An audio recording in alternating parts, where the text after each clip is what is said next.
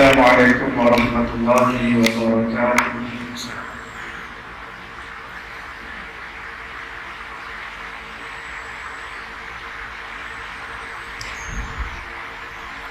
Innal hamdalillah,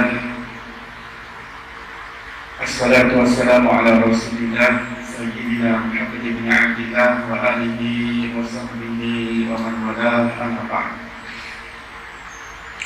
Subhanaka la ilma lana illa ma 'allamtana innaka antal alimul hakim. Rabbi shrah li sadri wa yassir li amri wahlul 'uqdatam min lisani yafqahu qawli. Allahumma salli ala sayyidina Muhammad al-Fatih lima ughliq wal khatim lima sabaqa nasiril haqqi bil haqq wal hadi ila siratikal mustaqim wa ala alihi haqqa qadrihi wa miqdarihi al-'azim. اللهم انفعنا بما علمتنا وعلمنا الذين ينفعنا. اللهم فقهنا في الدين وعلمنا التأويل. اللهم إنا نسألك علما نافعا ورزقا واسعا ونعوذ بك من علم لا ينفع من قلب لا يخشع. اللهم افتح علينا فتوح العارفين وارزقنا فهم النبيين وحفظ المرسلين وإيمان المتقين يا أرحم الراحمين. اللهم نور قلوبنا بنور معرفتك وطهر قلوبنا عن غيرك. اللهم نور قلوبنا بعلمك واستعمل أبداننا في طاعتك. اللهم افتح علينا فتحا قريبا في علوم الأقلية والنقلية بجاه سيدنا ومولانا محمد خير البرية صلى الله عليه وسلم. الحمد لله رب العالمين. Alhamdulillah, segala puji bagi Allah Subhanahu wa taala, pencipta tujuh kota di langit dan tujuh kota di bumi dan segala kebenaran yang berada di antaranya. Selawat dan salam ke atas Nabi yang besar kita kekasih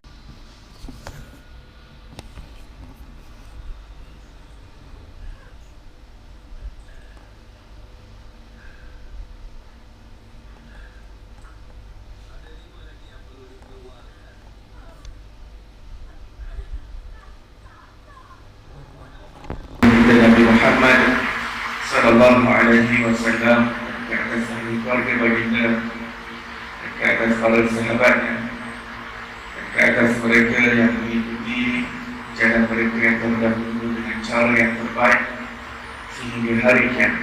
Alhamdulillah, muslimin muslimat yang dirahmati Allah Subhanahu wa taala, syukur kita pada pagi subuh yang berbahagia ini dihimpunkan di dalam rumahnya dan dipilih untuk didudukkan di dalam majlis ilmu sempena cuti umum pada hari ini, Hari Malaysia, bersempena pula ulang tahun negara saya. Mencium bau ketamadunan.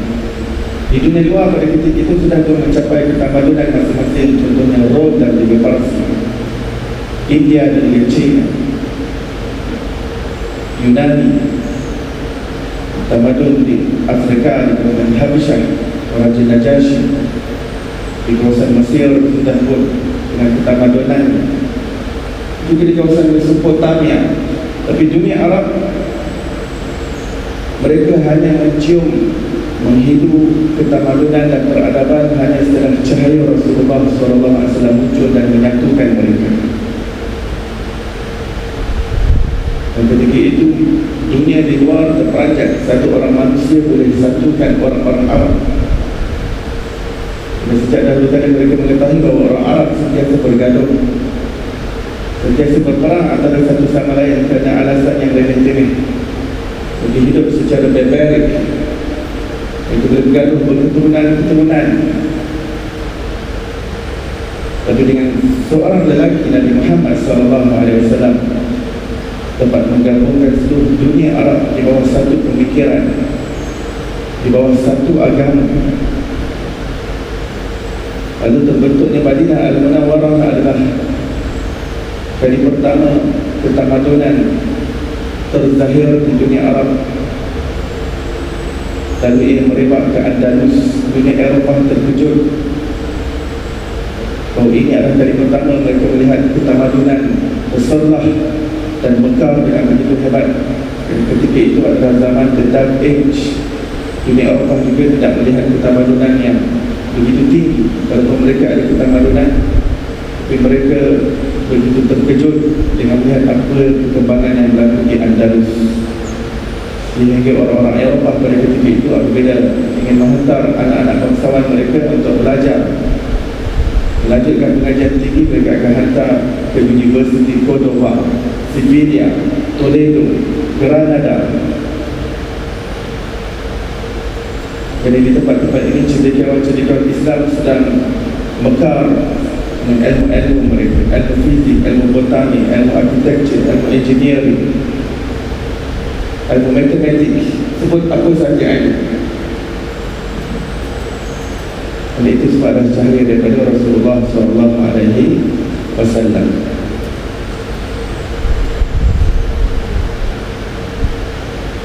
Maka dengan cahaya ini kita dapat mengetahui daripada mana asal usul kita.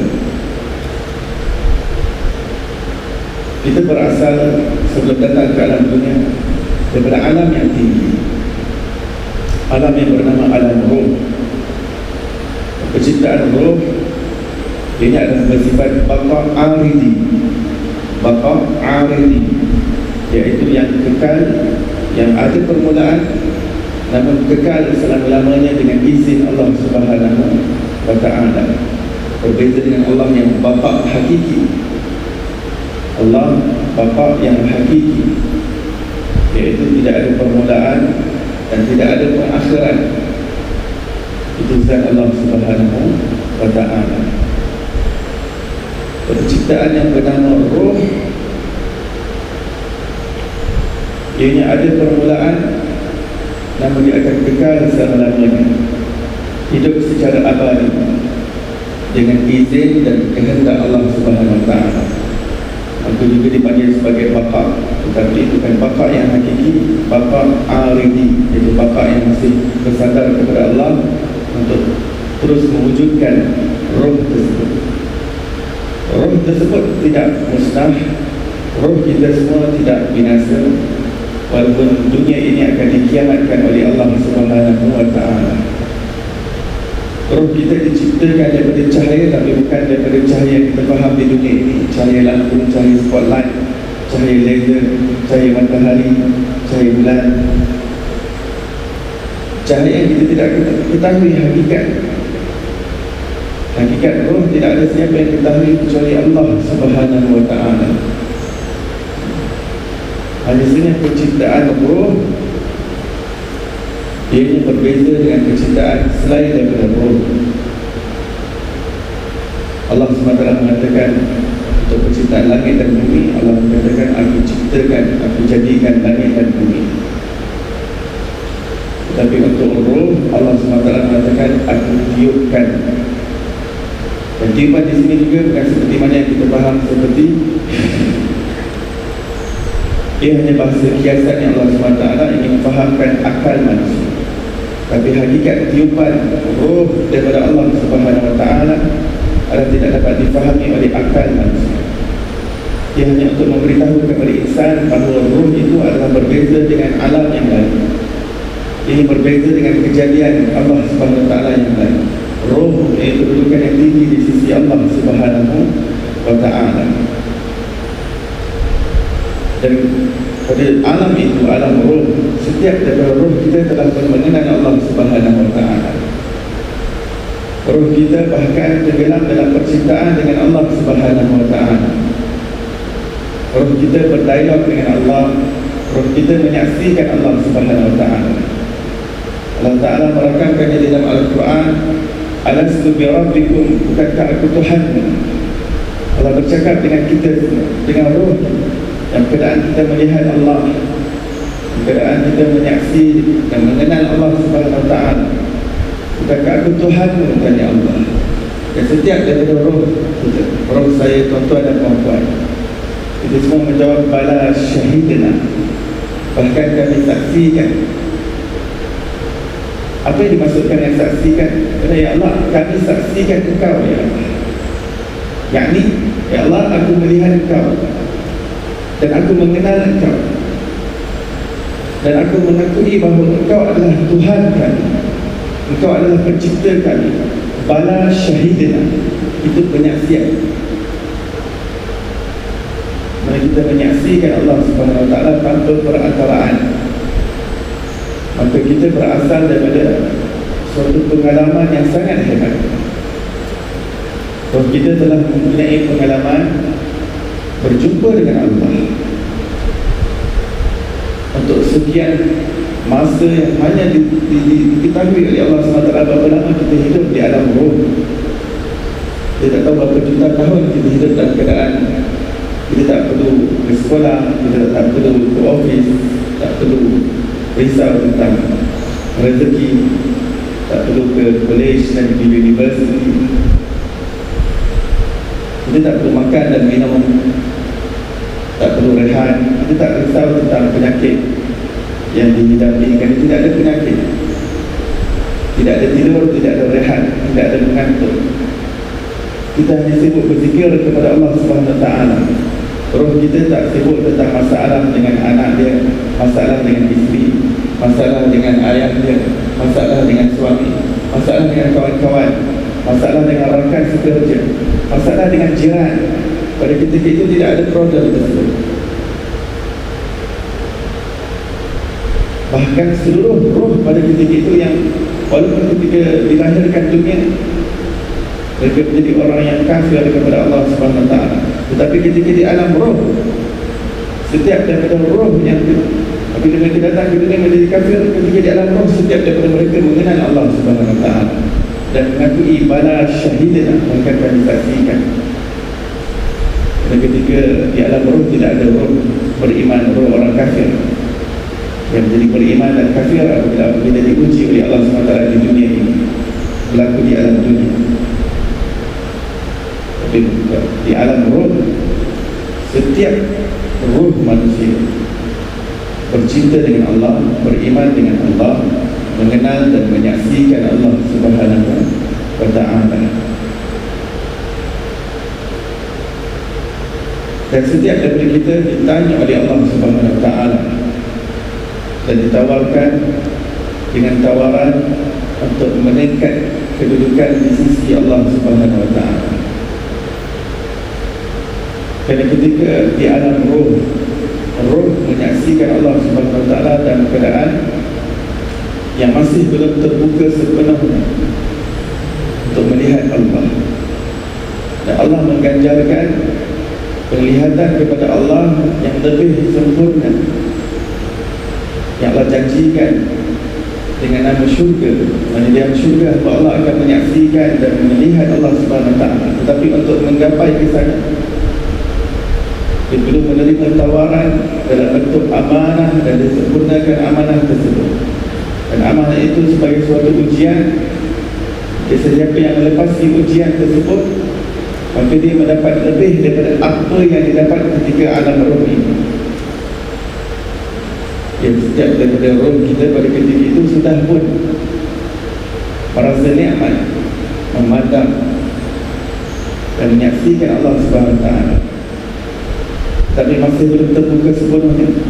Maka oleh kerana roh itu sifatnya adalah sentiasa cenderung kepada Allah Subhanahu Wa Taala, sentiasa inginkan lebih dalam percintaannya dengan Allah Subhanahu Wa Taala, maka tawaran itu diterima oleh roh manusia.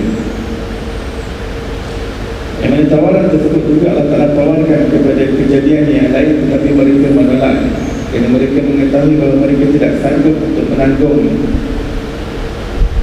Dan ini dirakamkan dalam surah Al-Ahzab, surah di penghujung surah Allah SWT berfirman, Inna aradna al-amanah ala as-samawati wal-ardi wal-jibal فأبين أن يحملنها وأشفقن منها وحملها الإنسان إنه كان ظلوما جهولا ليعذب الله المنافقين والمنافقات والمشركين والمشركات ويتوب الله على المؤمنين والمؤمنات.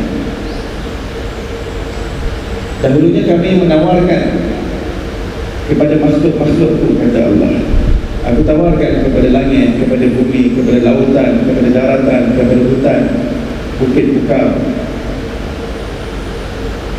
Akan tawaran amanah ini, fa'abaina an yahmilnaha.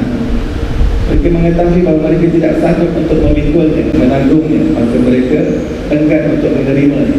Dan apabila ia ditawarkan kepada roh manusia, siapa roh itu? Saya, tuan-tuan dan tuan-tuan. Wahamalah al-insan, dan kamu semua menerima tawaran tersebut. Kamu semua sanggup untuk mengambil amanah itu, untuk kamu meniti makam yang lebih tinggi di sisi Allah, supaya nikmat kamu melihat Allah menjadi lebih besar lagi, nikmat kamu memandang Allah menjadi lebih hebat lagi. Kerana tidak ada kenikmatan di alam ini yang lebih besar daripada nikmat melihat Allah Subhanahu wa ta'ala. Sama ada di alam roh, alam dunia ataupun alam akhirat, tidak ada lebih besar daripada nikmat melihat Allah Subhanahu wa ta'ala. Hanya sahaja di dunia ini manusia mata kepalanya tidak dapat melihat zat Allah Subhanahu wa ta'ala, tetapi mata hatinya dapat melihat Allah Subhanahu wa ta'ala. Mata hati yang melihat Allah dipanggil sebagai syuhud, hati yang menyaksikan Allah, dan ianya dipanggil sebagai seolah-olah melihat Allah. Kerana di dunia melihat Allah bukan dengan mata kepala kita, hanya dengan mata hati. Maka dipanggil sebagai seolah-olah melihat Allah. Dan ini adalah kemuncak dalam ibadah yang kita lakukan di dunia ini. Bagaimana kita dapat beribadah seolah-olah melihat Allah Subhanahu wa ta'ala? Bagaimana kita dapat laksanakan solat dengan penuh penciptaan? Kita dapat solat seolah-olah melihat Allah Subhanahu wa ta'ala. Bila kita baca Al-Quran, bagaimana kita dapat baca Al-Quran seolah-olah melihat Allah? Apabila kita berzikir, bagaimana kita berzikir mengingati Allah seolah-olah melihat Allah Subhanahu wa ta'ala. Maka ini adalah kemuncak apa yang kita ingin capai sebagai hamba Allah di dunia ini. Dan ia dibagi sebagai Al-Ihsan. Al-Ihsan, hadis yang sahih diriwayatkan oleh Sayyidina Umar Al-Khattab radhiyallahu ta'ala anhu, bahawa Rasulullah sallallahu alaihi wasallam mengatakan bahawa kesempurnaan seorang mukmin, seorang hamba Allah adalah apabila dia menyempurnakan makna ataupun hakikat al-ihsan pada dirinya. Ditanya apakah itu al-ihsan, Rasulullah menjawab, al-ihsan an ta'budallah ka'annaka tarahu fa in lam takun tarahu fa innahu yarak. Itu suatu pencapaian yang mana kamu beribadah seolah-olah kamu melihat Allah Subhanahu wa ta'ala. Dan seandainya kamu tidak sampai kepada hal yang sedemikian, maka hendaklah kamu meyakini bahawa kamu sentiasa dilihat oleh Allah Subhanahu wa ta'ala. Di dunia ini mencapai, walaupun seolah-olah melihat Allah adalah nikmat yang tertinggi, bahkan ianya dipanggil sebagai syurga dunia oleh ulama tasawuf. Ini yang berlaku apabila kita semakin mengenal Allah Subhanahu wa ta'ala.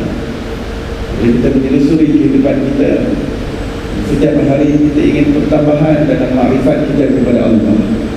Jadi kita ingin bertambah kenal, bertambah pengenalan kita kepada Allah. Dan pengenalan adalah pintu kepada bertambahnya percintaan. Kalau tak kenal maka tak cinta. Semakin mengenal Allah, semakin jatuh cinta kepada Allah Subhanahu wa ta'ala. Dan di hari akhirat, Imam Al-Ghazali mengatakan bahawa hadis dengan jelas menunjukkan bahawa apa yang menjadi perhatian setiap manusia di hari akhirat adalah dapat melihat Allah Subhanahu wa ta'ala. Segala kegembiraan ataupun penderitaan adalah terikat dengan melihat Allah Subhanahu wa ta'ala.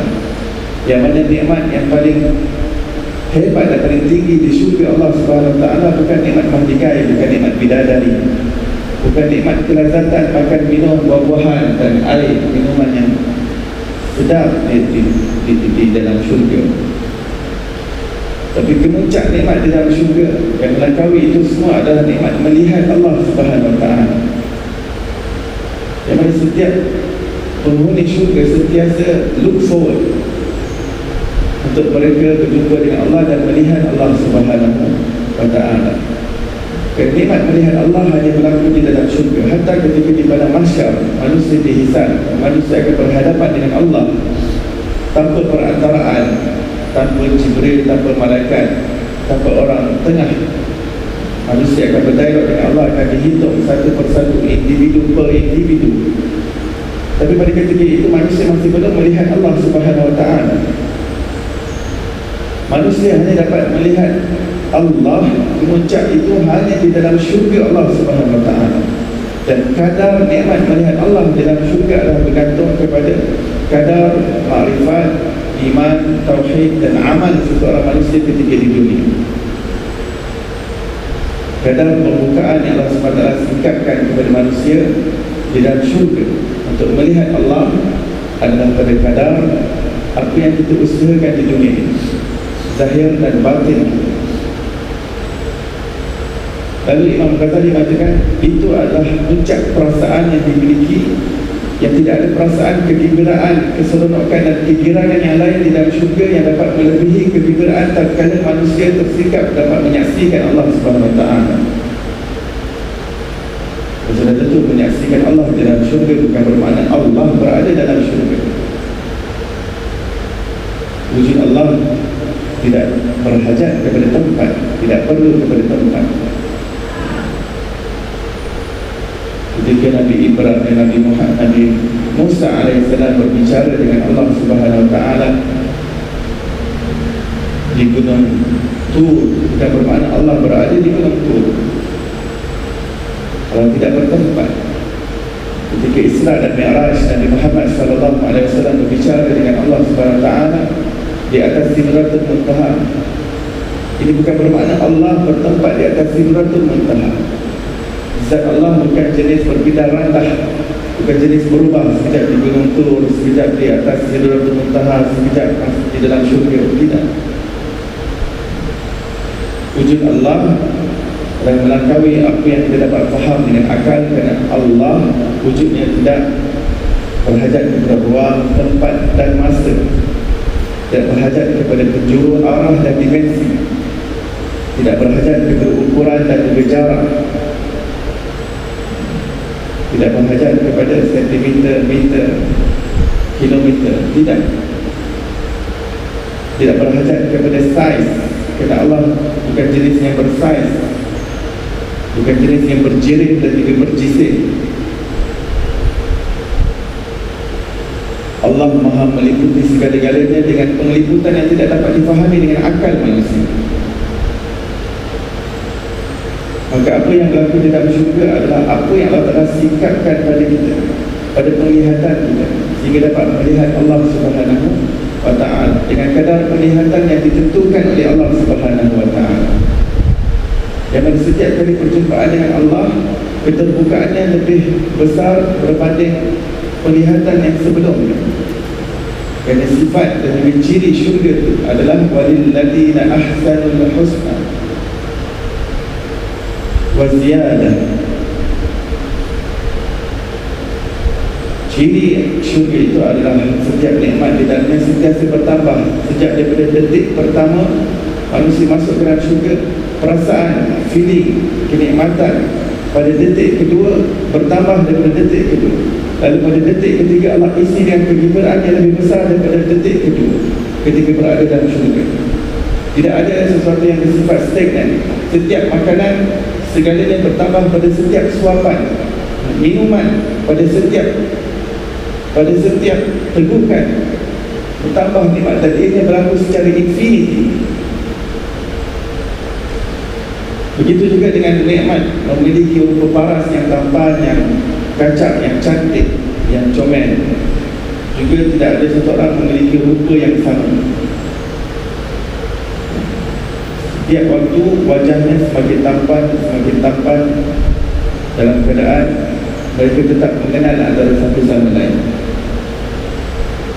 Jika ditakdirkan di dalam syurga, seseorang yang dah lama tak berjumpa dengan penghuni syurga yang lain sejuta tahun, selama sejuta tahun setiap individu dalam syurga telah bertambah ketampanan dan kecantikan masing-masing. Apabila mereka menziarahi antara satu sama lain, mereka tetap mengenal antara satu sama lain walaupun rupa paras sudah berubah. Itu adalah identiti yang Allah Ta'ala akan berikan, yang manusia akan kenal antara satu sama lain. Demikian nikmat memandang Allah Subhanahu wa Ta'ala. Daripada kali pertama dia melihat Allah di dalam syurga, dan kali kedua adalah lebih besar sikapannya dan lebih nikmat memandang Allah. Pada kali ketiga memandang Allah lebih hebat lagi. Hanya saja keterapan seseorang penghuni syurga melihat Allah di dalam jannah juga ada bergantung kepada amalannya di dunia. Dan ada orang yang dapat berjumpa dengan Allah dan melihat Allah setiap hari. Ada yang dapat melihat Allah setiap seminggu sekali. Ada yang dapat melihat Allah sebulan sekali. Ada yang setahun sekali. Ada yang 10 tahun sekali. Ada 100 tahun sekali. Ada 1000 tahun sekali. Dan segalanya itu bergantung kepada amalan manusia di dunia. Untuk masuk ke dalam syurga hanya semata-mata dengan rahmat Allah Subhanahu Wa Taala, bukan dengan amalan kita. Untuk masuk ke dalam syurga, untuk melepasi gerbang syurga, itu semata-mata dengan rahmat Allah. Tetapi kedudukan syurga, kenikmatan dan juga maqam dalam syurga semua ditentukan oleh amalan yang manusia usahakan di dunia. Ya benar, manusia tidak masuk syurga dengan amalan. Bukan dengan amalan manusia masuk ke dalam syurga, tapi dengan rahmat Allah. Apa itu rahmat? Kasihan, kesian. Kita dapat berkah kesian. Kerana ibadah kita tidak setanding untuk mendapat syurga yang kekal abadi. Berapa tahun kita beribadah kepada Allah? Berapa puluh tahun yang kita benar-benar beribadah kepada Allah sehingga layak untuk mendapat syurga yang selepas 1 trilion tahun kita tidak akan binasa, bahkan semakin tampan, semakin cantik, kekal abadi, tidak akan mati dan tidak ada hari penghujung, tidak ada hari kesudahan.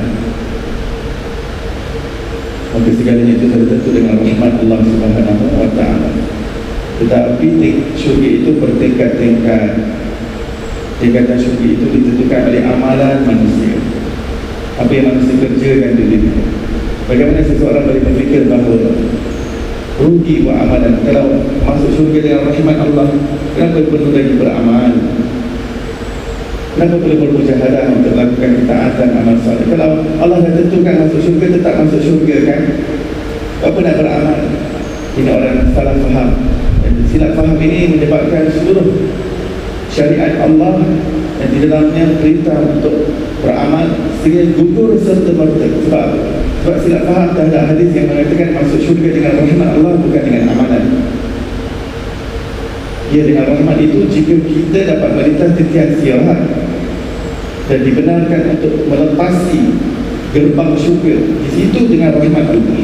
Tapi untuk sampai di situ manusia perlu lalu alam barzakh, yang manusia perlukan amalan untuk dijawab soal malaikat munkar dan nakir. Tanpa amalan, bagaimana seseorang boleh jawab malaikat munkar dan nakir? Dan ini adalah tempat transit yang menakutkan kerana manusia keseorangan. Dibangkitkan di padang mahsyar, digolongkan antara ashabul shimal ataupun ashabul yamin, golongan yang bahagia ataupun golongan celaka, ditentukan oleh amalan yang dikerjakan di dunia. Ada yang berjalan dengan kaki, ada yang berjalan dengan tangan, ada yang berjalan dengan wajah ketika di padang mahsyar. Segalanya itu ditentukan dengan amalannya di dunia. Ada seorang yang kata dalam kata Quran, satu hari bersamaan dengan 50,000 tahun. Ada yang lain satu hari akhirat dia bersamaan dengan 1000 tahun dunia. Ada hadis mengatakan ada hamba Allah di hari akhirat pada mahsyar kehisaban berlaku pendek dan ringkas baginya seperti 2 rakaat solat. Kenapa ada perbezaan masa? Kerana setiap individu datang dengan masa dan juga ruangnya yang berbeza. Maka konsep masa, hukum masa satu individu kepada individu yang lain adalah berbeza mengikut kepada kadar amalannya ketika di dunia. Nah, rahmat Allah belum lagi. Rahmat Allah kalau dia percaya di titian sirat. Segalanya itu untuk lepas ke gerbang semua memerlukan amalan, perlukan ketaatan, kesalehan. Rasulullah mengatakan manusia ada yang tenggelam dengan peluhnya sendiri kerana kepanasan pada mahsyar. buku ladinya, ada yang tenggelam sampai lututnya, ada yang tenggelam pada pinggang, ada paras hidung, ada yang terus tenggelam. Kenapa ada perbezaan ini semua? Kerana amalannya di dunia. Dan ada yang langsung tidak tenggelam, bahkan tidak merasa panas pada mahsyar. Kena ditentukan oleh amalan. Dan di neraca mizan yang akan ditimbang adalah amalan manusia. Dahulu manusia faham masuk syurga dengan rahmat, bukan dengan amalan. Nah, di neraca mizan yang ditimbang bukan rahmat Allah, yang ditimbang adalah amalan kamu. Akan menentukan kamu terjerumus menjadi ahli neraka ataupun berjaya masuk ke dalam syurga. Yang ditimbang di neraca mizan adalah amalan. Rasulullah mengatakan menitah tentian sirat, ada yang dengan berjalan, ada yang dengan berlari, ada yang dengan merangkak, ada yang terkesut, ada yang seperti burung terbang, ada yang seperti kilat menyambar. Kenapa ada perbezaan? Segalanya itu adalah menurut kepada kadar amalan kita di dunia. Dan apabila amalannya buruk di dunia, maka dia akan merangkak, dia akan tergelincir, dan di bawahnya ada api neraka Allah Subhanahu wa taala. Wal a'yadu billahi min dzalik. Dapat lintas setiap siaran, keadaannya bagaimana, berjaya atau tidak adalah dengan amalan. Dan jika dia dapat lintas setiap siaran, kemudian dia dapat minum daripada telaga Kautsar daripada tangan Nabi Muhammad sallallahu alaihi wasallam. Namun Rasulullah mengatakan di telaga Kautsar itu ada yang dapat minum daripada tangan Nabi sallallahu alaihi wasallam sendiri. Rasulullah ambil air, minum daripada tangan. Ada pula sekelompok yang Rasulullah ambil cawan, Rasulullah bagi sendiri. Pada beberapa kelompok yang tertentu, Rasulullah membagi gelas yang tersedia di tepi. Saya lebih suka bukan perkataan kolam Al-Kautsar, haud kolam Al-Kautsar. Di Malaysia, ketika kita guna telaga, manusia berpersepsi ini adalah perigi. Dan perkataan telaga yang identik dengan perigi. Perigi, what we think is well. Kalau orang dia kecil, haudul Kautsar, ini kolam. Rasulullah SAW mengatakan satu hujung yang lain beribu kilometer. Cawan-cawan yang berjana daripada perak seperti bintang-bintang banyaknya tepi-tepi kolam Al-Kautsar. Maka saya sebut telaga ini tidak sud untuk menggambarkan telaga kolam Al-Kautsar yang begitu luas sekali. Hujung dengan hujung saya sampai hujung saya begitu luas, beribu kilometer. Kolam Al-Kautsar. Dan ada kelompok manusia yang mereka ambil sendiri dengan cawan untuk mereka minum daripada telaga Al-Kautsar. Kenapa ada perbezaan?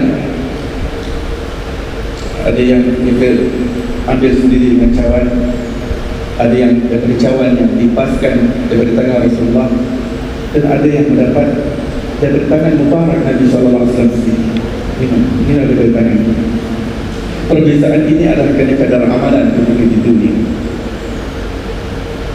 Dan setelah itu apabila disuruh untuk masuk ke dalam syurga, gerbang syurga, untuk melepasi gerbang itu dengan rahmat Allah. Di situ, di penghujung, yang manusia tak tahu dia dapat lepas ataupun tidak. Di titik sirat tidak tahu ataupun tidak.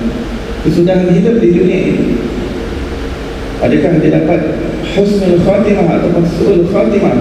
Dia tidak dapat mengetahuinya.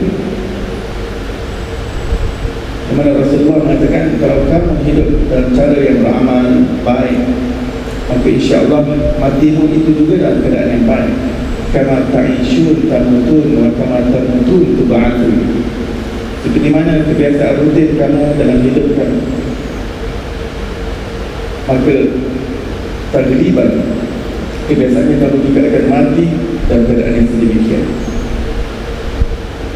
Dan seperti mana kamu mati, keadaan itu juga kamu akan dibangkitkan. Tapi permasalahannya, bagaimanakah penghujung hidup kita itu tidak diketahui, dan amal dapat membantu untuk dia terus berpegang teguh ketika sakaratul maut di atas landasan iman dan Islam. Dan pada ketika itu syaitan akan menggoda. Ketika manusia dalam keadaan nazak, syaitan akan datang menjelma menjadi arwah ayah dia, jadi arwah ibu dia. Kerana itu adalah the last straw. Itu chance dia yang terakhir untuk sesatkan manusia. Dia akan menjelma menjadi ibu dan buat muka kesian sayang ibu tak. Ikut agama ibu berjaya, masuk agama Nasrani, masuk agama Yahudi. Jadi akan datang bertubi-tubi. Kadang datang arwah ayah, arwah syekh dia, arwah murabi dia, arwah mursyid. Ketika nazak sangat hebat.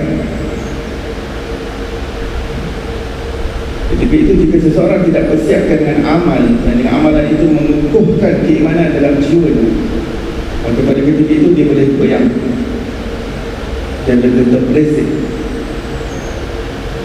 Bagi seorang yang sudah terbiasa hidupnya diisi dengan amalan, dengan kedekatan dan kehadiran kepada Allah Subhanahu Wa Taala, sekali itu mengukuhkan tauhid dan iman. Dan ketika penghujung usianya, ketika nyawa nak ditarik, dia akan terus mantap dengan keimanan tersebut. Bagaimanapun syaitan cuba menggoda dan juga menghasut dia untuk keluar daripada agama Islam, untuk menyesatkan dia, memesongkan dia, dia tidak akan ikut kata syaitan.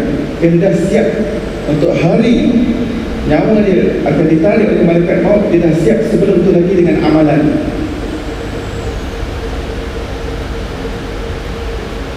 Dan apabila manusia berjaya masuk ke dalam syurga Allah Subhanahu Wa Taala, ini bertingkat-tingkat. Setiap tingkatan ini berbeza seperti langit dan bumi.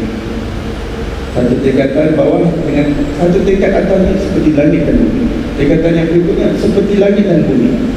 Dan tingkatan-tingkatan ini juga ditentukan sekali lagi dengan amalan yang dilakukan oleh manusia. Kadar nikmat melihat Allah adalah dengan amalan manusia. Berapa kerap dia berjumpa dengan Allah, nikmat. Manusia bersama dengan bidadari dalam syurga, tapi dalam hatinya sentiasa look forward bila appointment berjumpa dengan Allah. Kerana itu pemuncak nikmat. Tidak ada nikmat yang dapat melebihinya dan melampauinya. Dan manusia sentiasa bertambah nikmat dan segala perasaan kegembiraan daripada detik pertama dia masuk ke dalam syurga. Maka tidak akan sama setiapa yang masuk ke dalam syurga lambat berbanding dengan orang yang segera masuk ke dalam syurga Allah Subhanahu Wa Taala. Ada orang dapat masuk syurga tanpa hisab. Ada orang masuk dengan hisab, tetapi setelah perhisaban baru dimasukkan ke dalam syurga. Ada yang dihisab tetapi tak lepas, direndam dulu di dalam api neraka, kemudian lalu barulah dia dapat masuk ke dalam syurga. Segala perbezaan ini adalah bergantung kepada amalannya ketika hidup.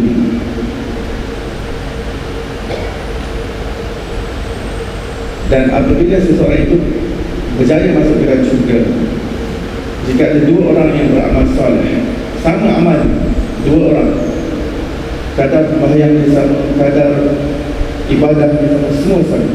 Tapi seorang miskin dan seorang lagi kaya, tapi kedua-duanya beramal. Tapi yang ini beramal dalam keadaan dia susah, dalam keadaan dia perlu menjalani kehidupan yang penuh kepayahan, kesempitan, kerana kemiskinan. Dan yang lain juga dapat taufik dan hidayah untuk beramal di dunia, tapi dalam keadaan kekayaan, dalam keadaan dia senang, dalam keadaan dia mudah.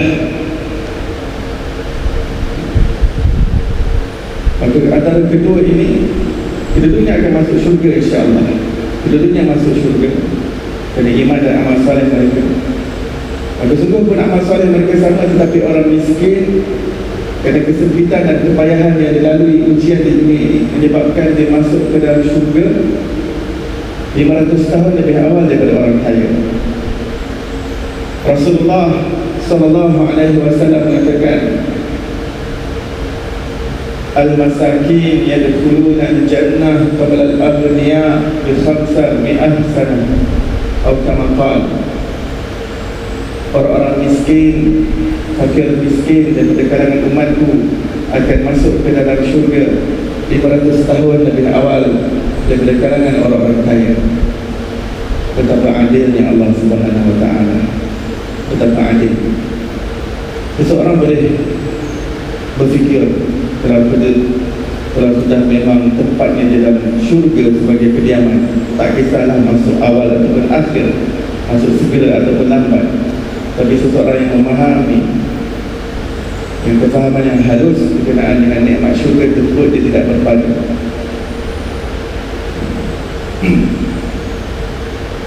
Kerana perbezaan 500 tahun tersebut, apabila orang kaya tadi boleh masuk, yang mereka mempunyai tingkatan syurga yang sama, tetapi ahli syurga yang miskin tadi telah bertambah nikmatnya selama 500 tahun.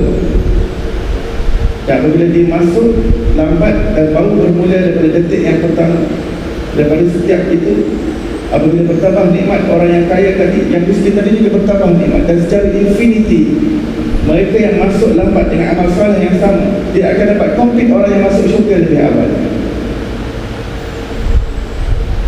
Namun ini keadilan, kerana di dunia ini semakin besar ujian Allah Ta'ala berikan kepada manusia, kepayahan, musibah yang dihadapi, itu adalah meningkatkan makamnya di sisi Allah Subhanahu Wa Ta'ala, dan itu nikmat yang tidak dapat dipertikaikan. Bila Sayyidina Aisyah radhiyallahu anha mengatakan hadis daripada Rasulullah bahawa Abdul Rahman bin Auf akan masuk lambat berbanding sahabat-sahabat yang lain. Abdul Rahman bin Auf adalah tergolong daripada asyarah mubasyarah, 10 orang yang dijamin syurga, sudah pun dapat garanti syurga. Tapi orang yang digaranti syurga tidak semestinya masuk awal, kerana Abdul Rahman bin Auf adalah sahabat Nabi yang terkaya, tapi harta yang banyak dan banyak pula perhisabannya. Abdul Rahman bin Auf adalah batch yang awal masuk ke dalam Islam setelah Sayyidina Abu Bakar.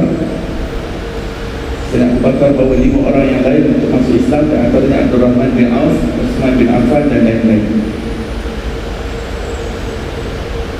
Abdul Rahman bin Auf terus berjumpa Sayyidina Aisyah, wahai Aisyah, adakah benar hadis yang aku dengar bahawa Rasulullah bersabda demikian? Aku mendengar ada orang meriwayatkan daripada Sayyidina Aisyah, kata benar wahai Abdul Rahman bin Auf. Menangis Abdul Rahman bin Auf, hari ini aku akan menginfakkan sejumlah hartaku yang besar di jalan Allah Subhanahu Wa Ta'ala.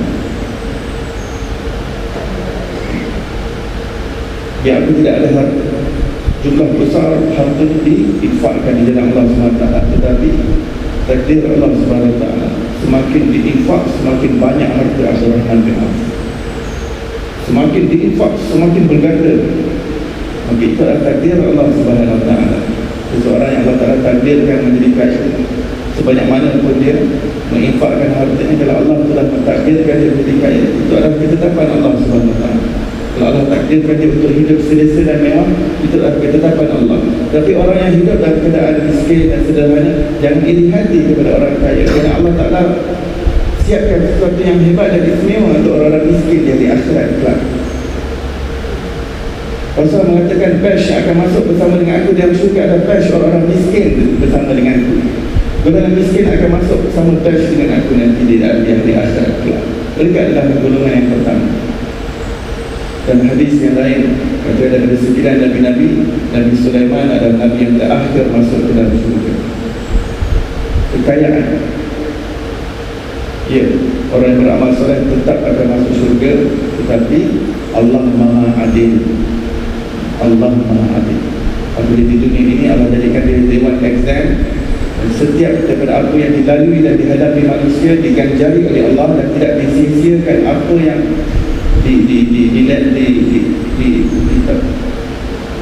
disikapi oleh manusia, yang dihadapi oleh manusia. Allah tidak sia-siakan sedikit kesabaran dia, apa yang dilalui dengan pasangan hidup dia. Jadi itulah sebab yang Allah berikan, yang dia tidak dapat perkara tersebut ketika di alam roh. Manusia tidak ada problem dengan pasangan ketika di alam roh, dan Allah berikan itu secara konstan ujian ketika di dunia ini. Sejak mula dia bernikah, daripada hari pertama dia bernikah dengan isteri, bulan pertama, bulan kedua, dan ini dah masuk ke tahun ke-30. Jadi masih ada masalah dengan, dan itulah kehidupan. Nabi Nuh AS bertahan sehingga ke akhir hayatnya dengan isteri. Nabi Lut AS menyerahkan isterinya kepada keputusan Allah, dan dia hidup bersama dengan isteri.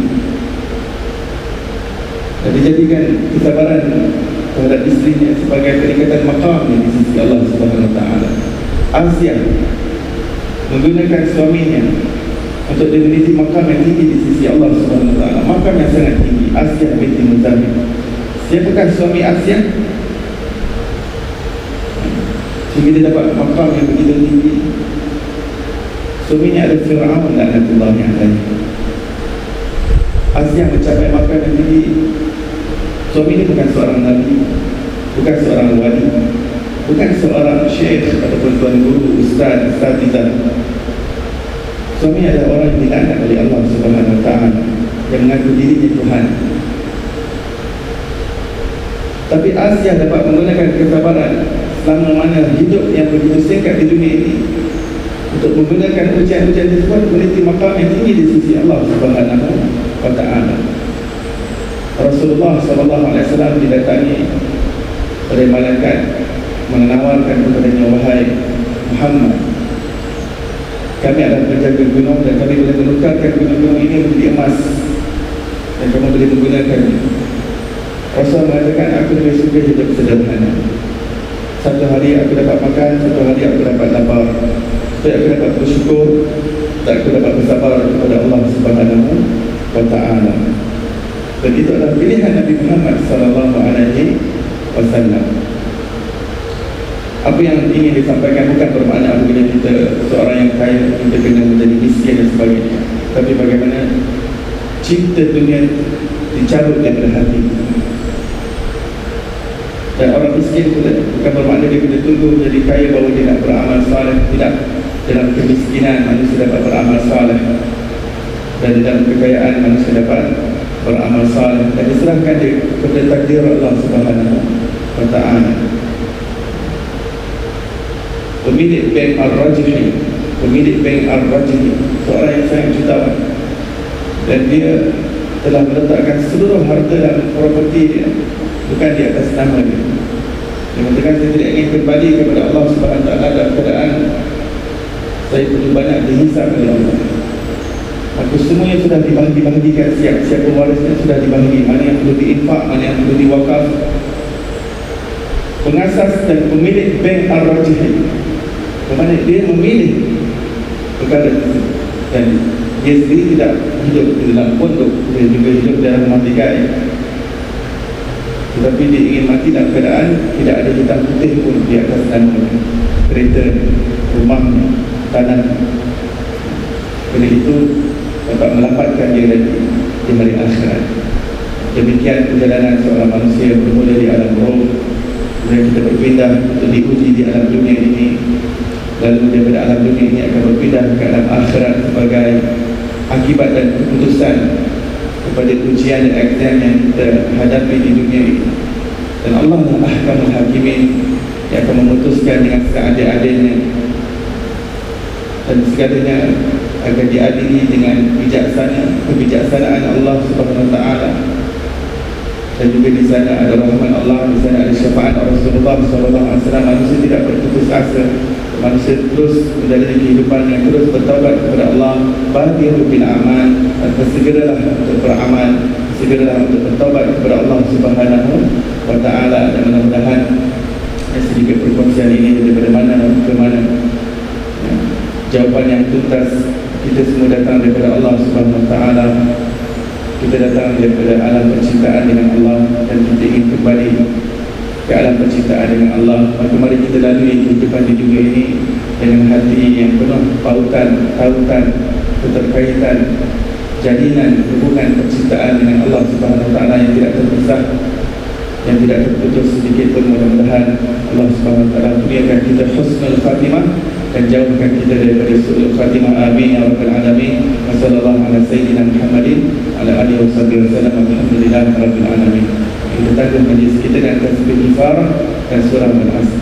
Subhanallah wa bihamdihi, subhanallah wa bihamdihi, asyhadu an la ilaha illa anta wa astaghfiruka wa atubu ilaik.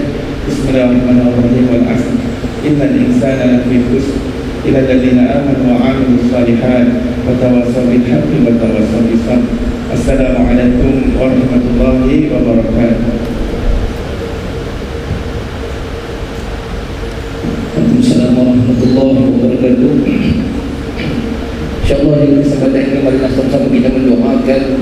bila sempena hari lahirnya yang jatuh pada hari ini. A'udzubillahi minasyaitonirrajim. Bismillahirrahmanirrahim. Alhamdulillahirabbil alamin wassalatu wassalamu ala asyrafil anbiya'i wal mursalin sayyidina Muhammad wa ala alihi wa sahbihi ajma'in. Ya Allah, panjangkanlah umurnya ya Allah, sihatkanlah jasadnya ya Allah, terangilah hatinya ya Allah, tetapkanlah imannya ya Allah, baikkanlah amalannya ya Allah, luaskanlah rezekinya ya Allah, dekatkanlah.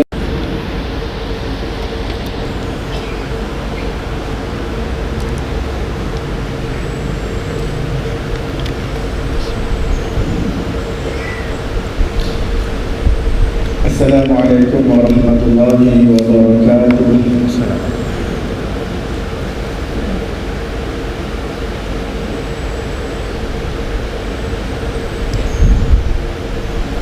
Innal hamdalillah, assalatu wassalamu ala rasulillah sayyidina Muhammad bin Abdillah wa alihi wa sahbihi wa man wala, amma ba'd. سبحانك لا علم لنا إلا ما علمتنا إنك أنت العليم الحكيم. رب اشرح لي صدري ويسر لي أمري واحلل عقدة من لساني يفقهوا قولي. اللهم صل على سيدنا محمد الفاتح لما أغلق والخاتم لما سبق ناصر الحق بالحق والهادي إلى صراطك المستقيم وعلى آله حق قدره ومقداره العظيم. اللهم انفعنا بما علمتنا وعلمنا بما ينفعنا. اللهم فقهنا في الدين وعلمنا التأويل. اللهم إنا نسألك علما نافعا ورزقا واسعا ونعوذ بك من علم لا ينفع من قلب لا يخشع. اللهم افتح علينا فتوح العارفين وارزقنا فهم النبيين وحفظ المرسلين وإيمان المتقين يا أرحم الراحمين.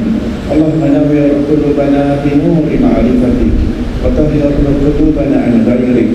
اللهم نور قلوبنا بعلمك واستعمل أبداننا في طاعتك.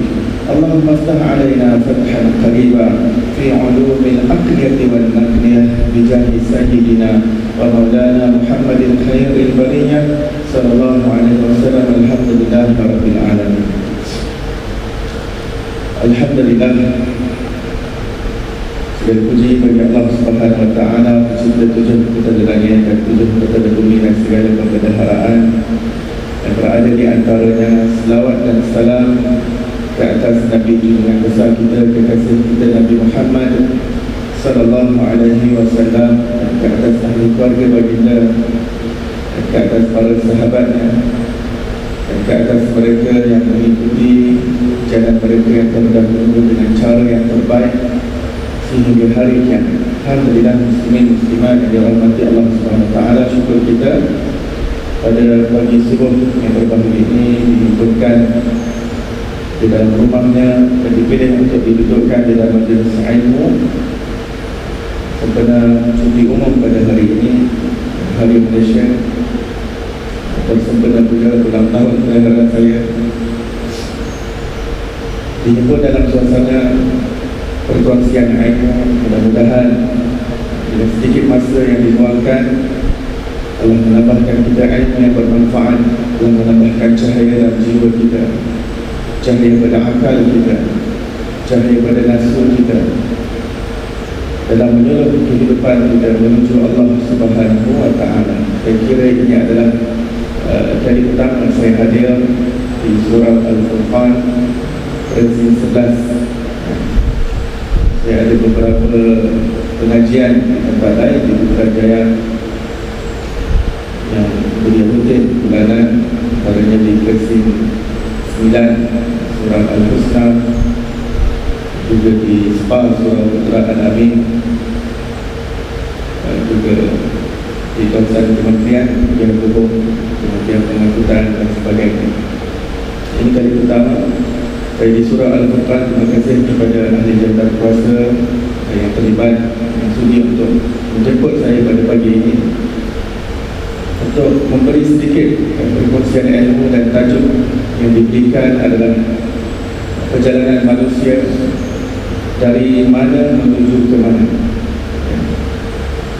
Ianya adalah tajuk yang menarik kerana dia menjawab kepada persoalan yang besar, persoalan seorang manusia, seorang hamba Allah Subhanahu Wa Taala, dari manakah dia dan ke mana dia? Ini adalah suatu persoalan yang besar yang ahli falsafah barat juga mencarinya. Pemikir-pemikir barat sejak zaman dahulu kala, sejak zaman Plato, Socrates, Aristotle, mereka mencari makna itu. Mereka mencari hakikat manusia ini daripada mana, apakah hakikat manusia dan ke mana akhirat, destinasi manusia ini. Namun ahli pemikir barat, mereka tidak jumpa jawapan yang tuntas. Maka mereka meraba-raba, terawang-awang, terapung di atas jawapan yang cuba dipaksakan, yang bersandar hanya kepada akal mereka semata-mata. Kerana jawapan itu jika tidak disandarkan kepada wahyu yang diturunkan kepada para Nabi, sehingga Nabi yang terakhir, iaitu Nabi Muhammad SAW, tidak disandarkan kepada ayat-ayat Allah, kitab-kitab suci yang diturunkan oleh Allah Subhanahu Wa Taala, yang ditutup dengan kitab yang paling sempurna, Al-Quran Al-Furqan, yaitu kalam Al-Quran. Jika mereka tidak bersandar kepadanya,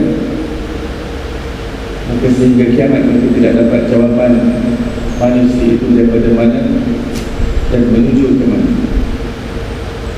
Alhamdulillah, Allah Subhanahu Wa Taala memilih kita untuk diletakkan cahaya iman dan Islam dalam jiwa kita, lalu kita mempercayai apa sahaja yang diturunkan dalam Al-Quran itu sebagai benar dengan kebenaran mutlak, bukan lagi kebenaran yang bersifat relatif. Dan ini juga suatu masalah dan problem di barat apabila mereka mendakwa bahawa tidak ada ilmu yang bersifat kebenaran mutlak. Dan pemikiran itu telah berlangsung sejak zaman dahulu kala. Apabila diteliti susul galuh pemikiran barat pada ketika ini adalah kerana moyang-moyang mereka dalam falsafah barat itu yang melahirkan pemikiran bahawa tidak ada ilmu, tidak ada pengetahuan yang bersifat kebenaran mutlak. Semua ini bersifat relatif, yakni subjektif. Sesuatu itu tidak boleh didakwa sebagai memonopoli kebenaran mutlak dengan sebenar-benar kebenaran. Namun perkara tersebut sebaliknya berlaku di dalam Islam. Kita memegang bahawa ada yang kebenaran mutlak. Apabila kita percaya kepada Allah, Tuhan semesta alam, di sebalik alam ini Allah lah yang mengatur segalanya, Allah yang mengawal segalanya, Allah yang menciptakan segalanya, Allah yang memberi rezeki dan mengawasi segalanya, Allah yang memerhatikan, dan segala-galanya berada dalam genggaman kekuasaan, keperkasaan dan keesaan Allah Subhanahu Wa Taala. Dan ini tidak akan terganggu, pengetahuan itu tidak akan diganggu-gugat oleh jutaan eksperimen yang dilakukan oleh para saintis ataupun penakbulan yang dilakukan oleh ahli falsafah. Jika mereka mengatakan bahawa berdasarkan eksperimen kami, berdasarkan penemuan kami, bahawa sebenarnya alam ini tercipta dengan semula jadi, alam ini sebenarnya tidak ada yang bernama pencipta di sebaliknya. Ini terjadi secara kebetulan.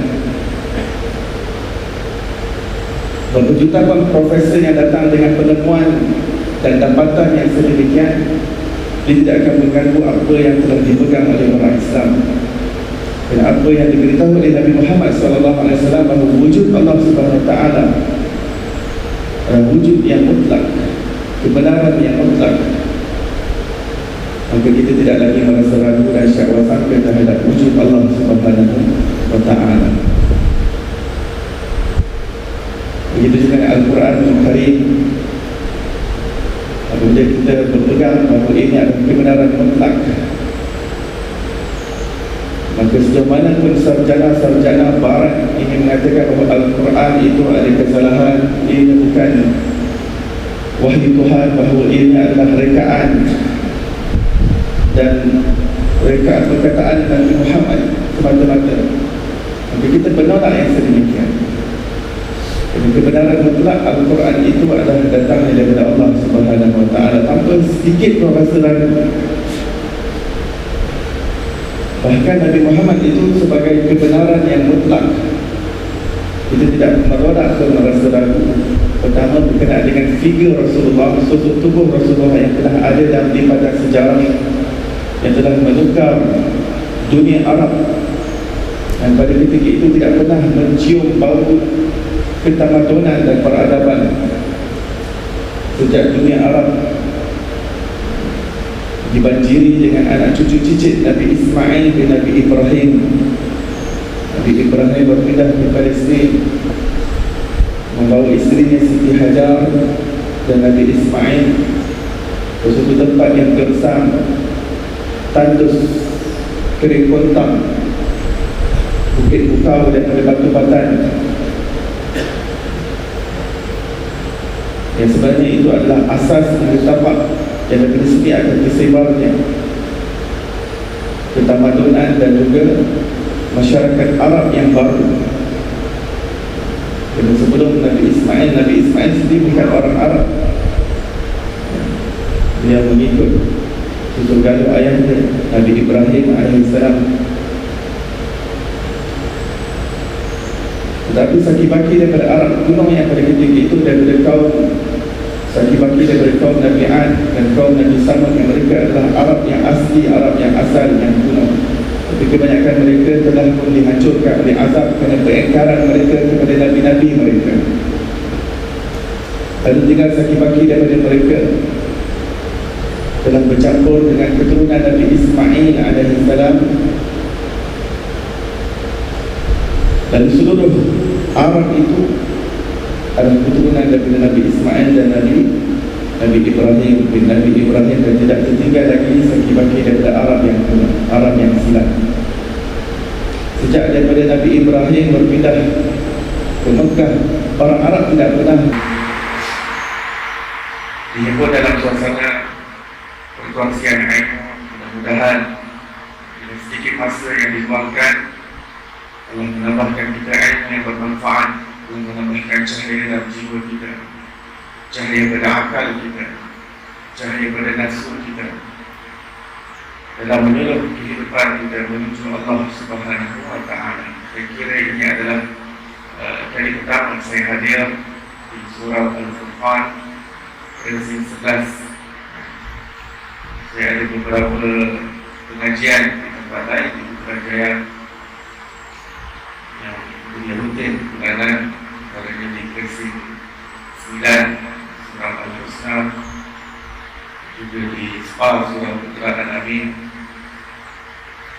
juga di kawasan kementerian yang hubung Kementerian Pengangkutan dan sebagainya.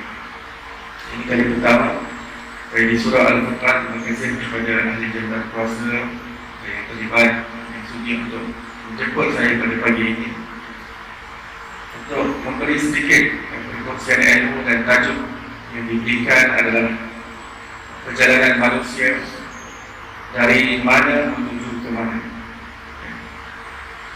Ia adalah tajuk yang menarik kerana dia menjawab kepada persoalan yang besar, persoalan seorang manusia, seorang hamba Allah Subhanahu Wa Taala. Dari manakah dia dan ke mana dia? Ini adalah suatu persoalan yang besar yang ahli falsafah barat juga mencarinya. Pemikir-pemikir barat sejak zaman dahulu kala, sejak zaman Plato, Socrates, Aristotle, mereka mencari makna ini. Mereka mencari hakikat manusia ini daripada mana, apakah hakikat manusia ini, dan ke mana perakhiran destinasi manusia ini. Namun ahli pemikir barat mereka tidak jumpa jawapan yang tuntas. Mungkin mereka bara-bara terawang-awang berapung di atas jawapan yang cuba dipaksakan, yang bersandar hanya kepada akal mereka semata-mata. Kerana jawapan itu jika tidak disandarkan kepada wahyu yang diturunkan kepada para nabi, sehingga Nabi yang terakhir yaitu Nabi Muhammad SAW tidak disandarkan kepada ayat-ayat Allah, kitab-kitab suci yang diturunkan oleh Allah Subhanahu wa Ta'ala, yang ditutup dengan kitab yang paling sempurna, Al-Quran, Al-Furqan, yaitu kalam Al-Quran. Jika mereka tidak bersandar kepadanya, maka sehingga kiamat mereka tidak dapat jawapan manusia itu daripada mana dan menuju ke mana. Alhamdulillah, Allah Subhanahu wa Ta'ala memilih kita untuk diletakkan cahaya iman dan Islam dalam jiwa kita, lalu kita mempercayai apa sahaja yang diturunkan di dalam Al-Quran itu sebagai benar dengan kebenaran mutlak, bukan lagi kebenaran yang bersifat relatif. Dan ini juga suatu masalah dan problem di Barat apabila mereka mendakwa bahawa tidak ada ilmu yang bersifat kebenaran mutlak. Dan pemikiran itu telah berlangsung sejak zaman dahulu kala. Apabila diteliti susul galuh pemikiran Barat pada ketika ini adalah kerana moyang-moyang mereka dalam falsafah Barat itu yang melahirkan pemikiran bahawa tidak ada ilmu, tidak ada pengetahuan yang bersifat kebenaran mutlak, yang semuanya bersifat relatif, yang ini subjektif. Tetapi ini tidak boleh didakwa sebagai memonopoli kebenaran mutlak dengan sebenar-benar kebenaran. Namun perkara tersebut sebaliknya berlaku di dalam Islam, kita memegang bahawa ada yang kebenaran mutlak. Apabila kita percaya kepada Allah, Tuhan semesta alam, di sebalik alam ini Allah yang mengatur segalanya, Allah yang mengawal segalanya, Allah yang menciptakan segalanya, Allah yang memberi rezeki dan mengawasi segalanya, Allah yang memperhatikan, dan segala-galanya berada dalam genggaman kekuasaan, keperkasaan dan keesaan Allah Subhanahu wa Ta'ala. Dan ini tidak akan terganggu, pengetahuan itu tidak akan diganggu-gugat oleh jutaan eksperimen yang dilakukan oleh para saintis ataupun ketakbulan yang dilakukan oleh ahli falsafah. Jika mereka mengatakan bahawa berdasarkan eksperimen kami, berdasarkan penemuan kami, bahawa sebenarnya alam ini tercipta dengan semula jadi, alam ini sebenarnya tidak ada yang bernama pencipta di sebaliknya. Ini terjadi secara kebetulan. Berjuta profesor yang datang dengan penemuan dan dapatan yang sedemikian, dia tidak akan mengganggu apa yang telah dipegang oleh orang Islam. Dan apa yang diberitahu oleh Nabi Muhammad SAW bahawa wujud Allah Subhanahu wa Ta'ala adalah wujud yang mutlak, kebenaran yang mutlak. Maka kita tidak lagi merasa ragu dan syakwa sampai terhadap wujud Allah Subhanahu wa Ta'ala. Begitu juga Al-Quran Al-Karim. Apabila kita berpegang bahawa ini adalah kebenaran mutlak, maka sejauh mana pun sarjana-sarjana Barat ingin mengatakan bahawa Al-Quran itu ada kesalahan, ini bukan wahyu Tuhan, bahawa ini adalah rekaan dan rekaan perkataan Nabi Muhammad semata-mata, maka kita menolak yang sedemikian. Jadi kebenaran mutlak Al-Quran itu adalah datang daripada Allah Subhanahu wa Ta'ala tanpa sedikit pun rasa ragu.